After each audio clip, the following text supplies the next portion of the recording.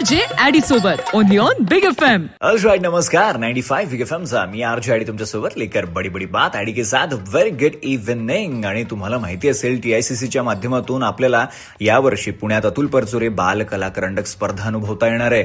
आणि आपले आवडते लाडके कलाकार अतुल परचुरे सरांना ही मानवंदना आहे. आणि अशातच आज या संबंधी बोलण्याकरिता आपल्यासोबत आहेत अनिताताई. सर्वप्रथम नमस्कार. आणि अनिताताई, आपल्या श्रोत्यांसाठी आणि या स्पर्धेत भाग घेणाऱ्या मुलांसाठी एखादी ओळ जी त्यांना मोटिवेट करेल, त्यांना प्रेरणा देईल, काय सांगणार? मी सध्या एक अभिनेत्री म्हणून काम करते, पण मी जेव्हा लहान होते आणि शालेय वयामध्ये होते तेव्हा मनामध्ये इच्छा खूप होती, पण मला कधीच कुठल्याच ऍक्टिव्हिटीमध्ये सिलेक्ट केलं जायचं नाही की जी नाटकाशी निगडीत असायची. पण या पद्धतीचे अनेक प्लॅटफॉर्म आहेत, अनेक संध्या लोकांसाठी उपलब्ध होणार आहेत. तर ही संधी सोडू नका. इथे बालनाट्य स्पर्धा केवळ नाही तर एकपात्री अभिनय स्पर्धा आहे, कथाकथन स्पर्धा आहे. म्हणजे जरी तुम्हाला समूहात घेतलं नाही आज तर तुम्ही सोलो काहीतरी परफॉर्म करू शकता, आपलं टॅलेंट दाखवू शकता आणि मग लोकांना आपल्याबद्दल विश्वास वाटणं हेही गरजेचं असतं जेव्हा की एका समूहामध्ये आपण येतो.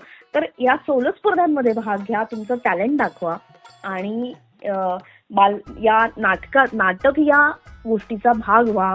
ज्युनियर रेडिओ जॉकीची सुद्धा स्पर्धा आहे, त्यामुळे अनेक लोकांना अनेक पद्धतीच्या संध्या मिळणार आहेत. जर तुम्ही इथे नाही सिलेक्ट झालात तर तुम्ही दुसरीकडे अप्लाय करू शकता, तुम्ही कथाकथन करू शकता, तुम्ही एकपात्री अभिनय करू शकता.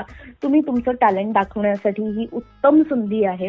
आणि सगळ्यात महत्वाची गोष्ट म्हणजे प्लास्टिक आपण सध्या खूप वापरतो, तर ही प्लास्टिक मुक्त अशी ही स्पर्धा असणार आहे. या निमित्ताने आपण स्वतःला आणि लोकांना या गोष्टीची जाणीव करून द्यायची आहे की आता या जगात जगताना आपल्याला प्लास्टिक वापरणं आपल्यासाठी काही फारसं चांगलं नाही. त्यामुळे तुम्ही सगळ्यांनी या, आपण आपल्यासाठी आणि लोकांसाठी काहीतरी करून दाखवण्याची ही संधी आहे. आपल्या सगळ्यांना आम्ही तुमच्या सोबत आहोत.